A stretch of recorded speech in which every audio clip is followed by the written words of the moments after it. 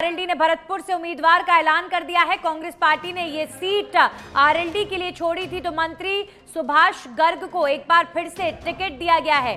लगातार दूसरी बार सुभाष गर्ग को टिकट दिया गया है।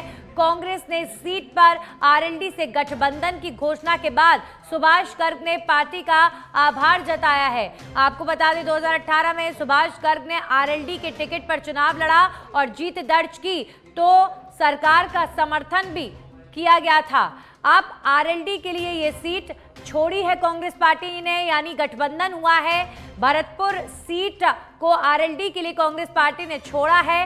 अब आरएलडी ने, जैसे ही कांग्रेस पार्टी की तरफ से ये क्लियर हुआ कि भरतपुर सीट आरएलडी के लिए छोड़ी जाती है, तो अब आरएलडी की तरफ से एक बार फिर से सुभाष गर्ग को टिकट दिया गया है। और सुभाष गर्ग की घोषणा होते ही सुभाष गर्ग ने अपनी पार्टी का धन्यवाद अदा किया है, धन्यवाद कहा है।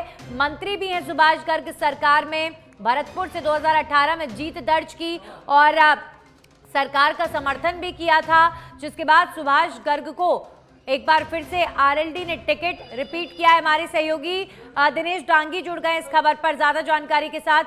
दिनेश, भरतपुर सीट को लेकर लगातार गहमा गहमी चल रही थी, लेकिन फिर कांग्रेस ने यह तय किया, गठबंधन किया आरएलडी के साथ। आरएलडी ने अब टिकट की घोषणा कर दी है। 2018 में भी सुभाष गर्ग जीते थे यहां से और फिर टिकट मिल गया है उन्हें।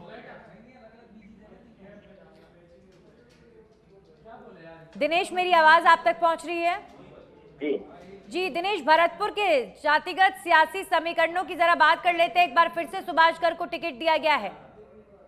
कल कांग्रेस पार्टी ने कह सकते हैं कि चुनाव से पहले इस बार एक ही पार्टी के साथ अब तक गठबंधन किया है और भरतपुर शहर की जो सीट है वो आरएलडी के लिए छोड़ी है। तो राष्ट्रीय लोकदल ने अपने कह सकते हैं कि सिंबल से उनका ऐलान कर दिया है और लगातार दूसरी बार सुभाष गर्ग है वो आरएलडी से उम्मीदवार होंगे। एक जमाने में सीएम अशोक गहलोत के बेहद करीबी सुभाष गर्ग रहे जब वो कांग्रेस में थे, लेकिन सचिन पायलट के चलते पिछली बार आरएलडी से गठबंधन हो गया और फिर उनको अशोक गहलोत ने आरएलडी से टिकट दिला दिया। वो जीतकर भी आए और उनको मंत्री बनाया और एकमात्र विधायक थे, तो पहली बार विधायक बने और मंत्री भी बन गए, क्योंकि गठबंधन की सियासत के चलते उन्हें फायदा मिला। तो एक बार फिर टिकट यहाँ पर मिला है।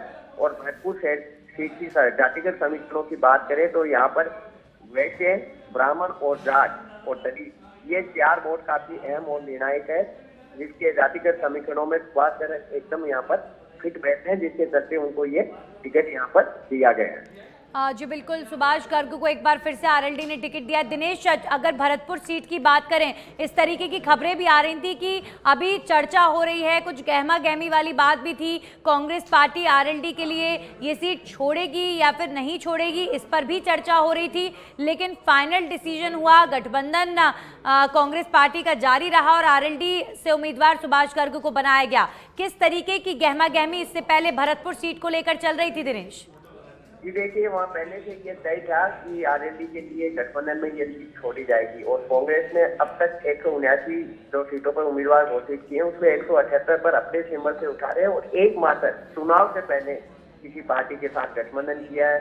और पहले जैसे कम्युनिस्ट पार्टी के साथ गठबंधन की बातें आ रही थी, लेकिन वो गठबंधन नहीं हो पाया। पिछली बार कई अन्य दलों के साथ भी गठबंधन हुआ था, आरएलडी को मालपुरा सीट भी दी गई थी, लेकिन इस बार आरएलडी ने 5 सीटें मांगी थी, लेकिन उनको एक ही सीट गठबंधन में दी गई और हाईकमान के लेवल पर यह फैसला हुआ। इसलिए कह सकते हैं कि छठी सूची में गठबंधन के लिए सीट होने का फैसला किया गया।